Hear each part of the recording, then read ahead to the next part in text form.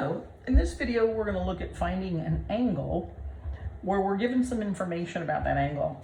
We're told that the angle theta is in quadrant 3, and that's important because it's going to tell us the signs of the x and y coordinates. Right? In quadrant 3, your x coordinate's negative and your y coordinate's negative. That's important.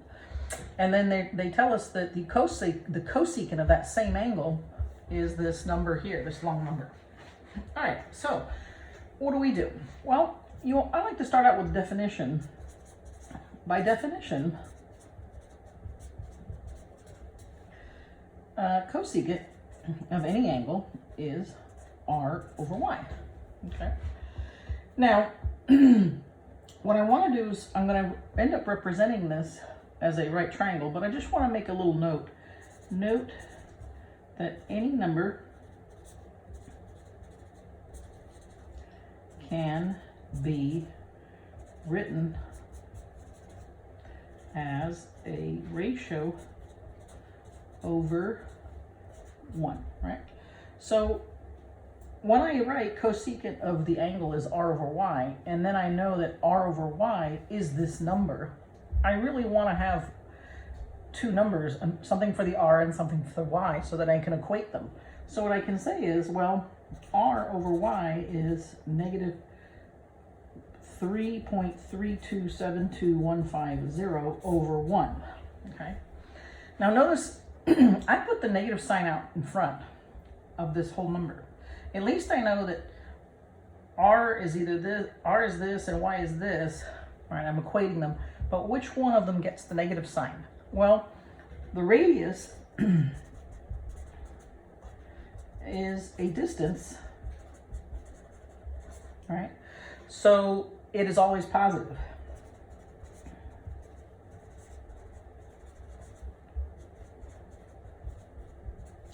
So therefore, now I know that r must be the positive 3.3272150, and that the y is negative 1. Okay, so now I knew where to place the negative, which one to put it with. Now, the other thing I want to do before I actually start using what I know about right triangles, I want to set up a right triangle. I want to actually represent this. So what they tell me, going back to the original information, they tell me this is an angle in quadrant 3. So I actually want to, here's quadrant 1, 2, 3, right? 1, 2, 3, and 4. And so remember, I rotate, essentially what I'm doing is, let me do this in a different color. I'm actually rotating somewhere here from 0, right? Always from 0 coming out. And I have, it's an angle in quadrant 3, but to actually represent that angle, I represent it with a reference angle. And so what I do is here's the terminal side of what I'm representing. I drop a perpendicular to the x-axis, right? So there's my right angle. And the angle itself is between the terminal side and the x-axis. So here's theta, right? So now I've represented it. And what I know is that this is x, this is y, and this is r, right? So this length is x, and I know it's negative. This length is y, and I know it's negative because it's in quadrant 3, and here's r. So what I know is r is 3.3272150, and then I also know that y is negative 1. So y is negative 1. Okay? So now I know y and r, and what I'm trying to do is go back and find cotangent theta. Well, I know that cotangent theta, what they actually asked me to find, what's the definition of that? And you should know these by heart. It's x over y. So I want to find x over y. I already know y is negative 1. I need to find x. Can I do it? Sure. This is a right triangle, so I know the Pythagorean Theorem applies. So using the Pythagorean Theorem, oops, misspelled that, didn't I? This is always a little tough with this. I'm going to have to just hide that.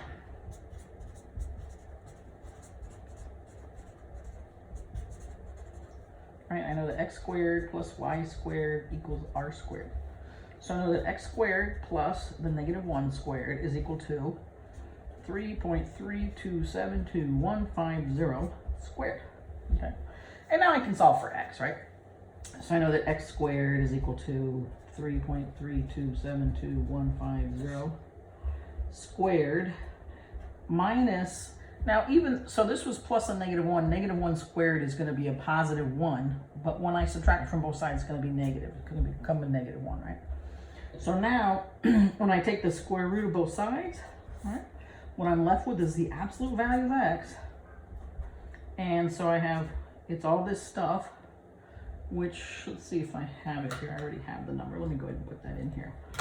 It's 3.173382999. So what that means is that to remove the absolute value, I have to say that x is equal to plus or minus 3.173382999. It's quite a number, isn't it? And I'm going out this far, if I remember correctly, in some of the problems that the book asks for, they ask you to round to the, I don't know, 6th, 7th place or something like that. So now I have to decide, is x positive or negative? Well, I can answer that because I know that theta is in quadrant 3 and x is negative, so I know that x is negative 3.173382999. Right, that's your answer. And then you just round to whatever value they ask for. Thank you so much for listening.